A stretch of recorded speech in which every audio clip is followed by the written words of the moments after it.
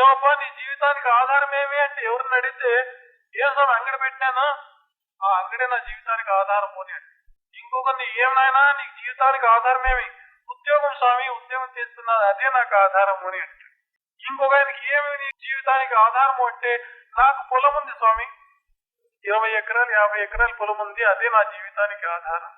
ఇంకొక ఆయనకి అడిగితే స్వామి అంటే ఒక 20 సేర్లు బంగారం ఉంది, అదే నా జీవితానికి ఆధారం. ఇంకా కొంతమంది అడిగితే నా కొడుకే నా జీవితానికి ఆధారం స్వామి, వాడు తేవాలా పెట్టాలా తినాలి. ఈ బంధువు, ఈ పుత్రులు, ఈ భార్య, ఈ సంపద ఏం సాయం చేస్తారు? ఉండేంత వరకు మమ్మల్ని ఏమైనా కూటి కోసం ఏమైనా సహాయపడగలరు. 1000 మంది ఏమైనా సహాయం చేస్తాయా? అనుభవంలో చూస్తున్నాం, ఎంతో మంది పుడుతున్నారు, పెరుగుతున్నారు, చనిపోతున్నారు.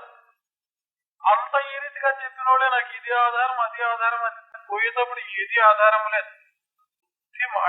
వట్టి మాటలే పనికిరానటువంటి మాటలు. నిజమైన ఆధారం ఎవరు?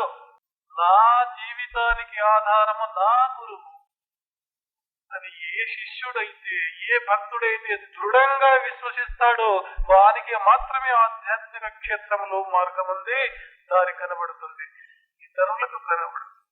ప్రబలమైనటువంటి, అచంచలమైనటువంటి, స్థిరమైనటువంటి, శాశ్వతమైనటువంటి నమ్మకం కావాలి. ఎవరిపైన? వారిపైన, ఇతరులపైన, ఆస్తి అంతస్తులపైన కాదు కాదు కాదు కాదు, సద్గురువు పైనటువంటి నమ్మకం కాదు.